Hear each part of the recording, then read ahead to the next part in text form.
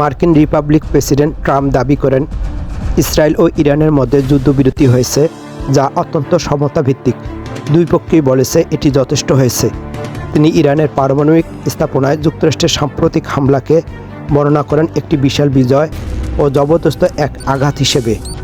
আজকের ভিডিওতে আমরা ইরানে মার্কিন হামলা সম্পর্কে বিস্তারিত জানব। ফোর্দো পারমাণবিক কেন্দ্র পৃথিবীর সবচেয়ে সুরক্ষিত স্থাপনাগুলোর মধ্যে একটি ধারণা করা হয়ে থাকে, যার অবস্থান পাহাড়ের ৮০ থেকে ৯০ মিটার গভীরে। বহু বছর ধরে ইসরায়েলের গলার কাটা হয়ে দাঁড়িয়েছে ইরানের এই পরমাণু স্থাপনা। তেল আবিবের অভিযোগ, এখান থেকে চাইলে তেহরান যে কোনো সময় পরমাণু বোমা তৈরি করতে পারবে, আর সেজন্য বর্তমান সংঘাত কেন্দ্র করে ফোর্দো নিউক্লিয়ার প্ল্যান্ট ধ্বংসে উঠে পড়ে লেগেছে নেতানিয়াহু প্রশাসন। কিন্তু বাস্তবতা হলো সুরক্ষিত স্থাপনা ধ্বংসের ক্ষমতা নেই ইসরায়েলের। আরও নির্দিষ্ট করে বলতে গেলে সুবিশাল এই গভীরতা ভেদ করতে এমন বোমা নাই তেল আবিবের সমর ভাণ্ডারে। এখানে আসে যুক্তরাষ্ট্রের প্রয়োজনীয়তা। GBU-57 MOP, যাকে ডাকা হয়ে থাকে বাংকার বাস্টার, অর্থাৎ বাংকার বিধ্বংসী নামেও। পারমাণবিক নয়, পৃথিবীর ইতিহাসে এমন অন্যতম শক্তিশালী বোমা বিবেচনা করা হয় এটিকে।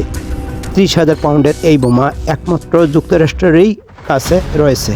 GBU-57 একমাত্র অপারমাণবিক বোমা যা কঠিন পাথরের 60 মিটার পর্যন্ত গভীরে ঢুকেও হামলা চালাতে সক্ষম। অর্থাৎ ভূগর্ভস্থ ফোর্দো পারমাণবিক কেন্দ্র ধ্বংস করতে হলে ঘটাতে হবে কয়েকটি বাংকার বাস্টার বোমার বিস্ফোরণ।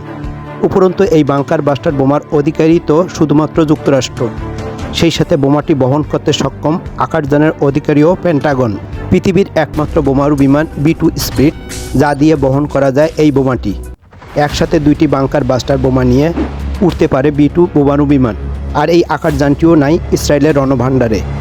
আর তাই ফোর্দো পারমাণবিক স্থাপনা নিশ্চিহ্ন করতে হলে যুক্তরাষ্ট্রের দ্বারস্থ হওয়া ছাড়া আর কোনো উপায় নেই ইসরায়েলের কাছে। ইসরায়েলের সঙ্গে চলমান সংঘাতের মধ্যে ইরানকে গত বৃহস্পতিবার 2 সপ্তাহের সময় বেঁধে দিয়েছিল ডোনাল্ড ট্রাম্প, কিন্তু সেই সময়সীমা হয়ে গেল মাত্র 2 দিন।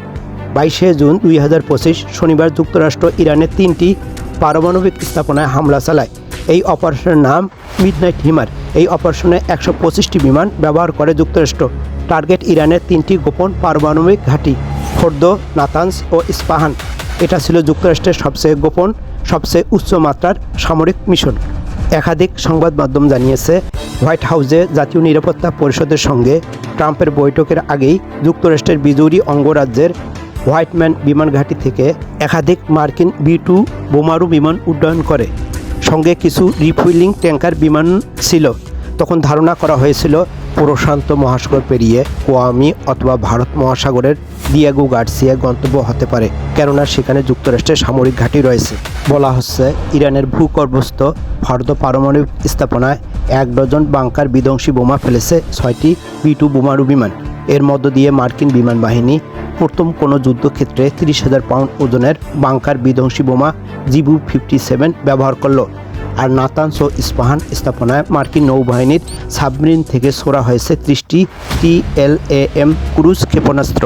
হামলার কিছুক্ষণ পর ট্রাম্প দাবি করেন ফোর্দো ইজ গান, অর্থাৎ ফোর্দো শেষ। ইরানের পারমাণবিক স্থাপনাগুলো সম্পূর্ণভাবে এবং চূড়ান্তভাবে ধ্বংস করা হয়েছে। কিন্তু মার্কিন প্রতিবেদনের তথ্যগুলো বিশ্লেষণ করলে দেখা যাচ্ছে প্রেসিডেন্ট ট্রাম্পের দাবি অতিরঞ্জিত বলে মনে হচ্ছে। ধারণা করা হচ্ছে এই হামলায় পারমাণবিক উপাদানের খুব সামান্যই ধ্বংস হয়েছে। ইউরেনিয়ামের কিছু অংশ আগেই ইরানের গোপন স্থাপনাগুলোয় সরিয়ে নেওয়া হয়েছে। যুক্তরাষ্ট্রের দাবি অনুযায়ী 30,000 পাউন্ড ওজনের বোমা বহনের সক্ষম B-2 বিমান বাংকার বাস্টার নামে পরিচিত। এটি ইরানের ফোর্দো পারমাণবিক স্থাপনার মতো মাটির গভীরে স্থাপনা ধ্বংস করতে পারে। তাছাড়া আকাশ প্রতিরক্ষার জন্য প্রচলিত রাডারও B-2 বিমান শনাক্ত করা বেশ কঠিন। জানা গেছে এই বোমারু বিমানের উড়ন্ত ডানার নকশা, শোষণকারী উপাদান ও অন্যান্য প্রযুক্তির ফলে রাডারের ক্রুজ সেকশন হয় 0.001 বর্গমিটার, অনেক সময় যা একটা ছোট পাখির মতো মনে করে রাডার পর্যবেক্ষক ব্যবস্থা। এটি আধুনিক যুদ্ধের এক ভয়ঙ্কর অস্ত্র, যা আকাশে নীরব ঘাতক হিসেবে পরিচিত। মার্কিন যুক্তরাষ্ট্র ব্যতীত আর কোনো দেশেরই এই বিমান নাই। পূর্বে আফগানিস্তান, লিবিয়া, ইরাক ও কসোভোতে B-2 ব্যবহার করেছিল যুক্তরাষ্ট্র। তবে ইরানের এই ব্যবহার ভিন্ন মাত্রার বার্তা বহন করছে। এবার যুক্তরাষ্ট্র শুধু প্রতিক্রিয়া নয়, সরাসরি কৌশলগত ধ্বংসযজ্ঞে নেতৃত্ব দিয়েছে। এটি বোঝায় এখনকার যুদ্ধ শুধু সীমান্তে নয়, আকাশে অদৃশ্য থেকে নিখুঁতভাবে এবং মুহূর্তের ব্যবধানে হয়ে যায়। B2 তাই শুধু যুদ্ধের হাতিয়ারে নয়, আধিপত্যেরও এক অন্যরকম ছায়া। বিশ্বের সবচেয়ে ব্যয়বহুল বিমান B2 স্পিড, যার প্রত্যেক ইউনিটের দাম $2.1 বিলিয়ন। শুরু থেকেই অনেকেই চিন্তিত ছিল যে হুঁশিয়ারি দিলেও ইরান ইসরায়েল যুদ্ধে সরাসরি অংশ নেবে না যুক্তরাষ্ট্র, কিন্তু পারমাণবিক স্থাপনায় হামলার মধ্য দিয়ে আবারও ভুল প্রমাণ করলেন ট্রাম্প। শুধু তাই নয়, ভবিষ্যতেও ইরান ও ইসরায়েলের যুদ্ধের সম্ভাবনা রয়েছে। এতে যুক্তরাষ্ট্র অংশগ্রহণ করলেও বিস্মিত হওয়ার কিছু নাই। নামাজ পড়তে ভুলবেন না, বেশি বেশি আল্লাহর প্রশংসা করবেন, নিজের খেয়াল রাখবেন। ভিডিওটি লাইক, সাবস্ক্রাইব। ফেসবুক থেকে ফলোয়ার্স।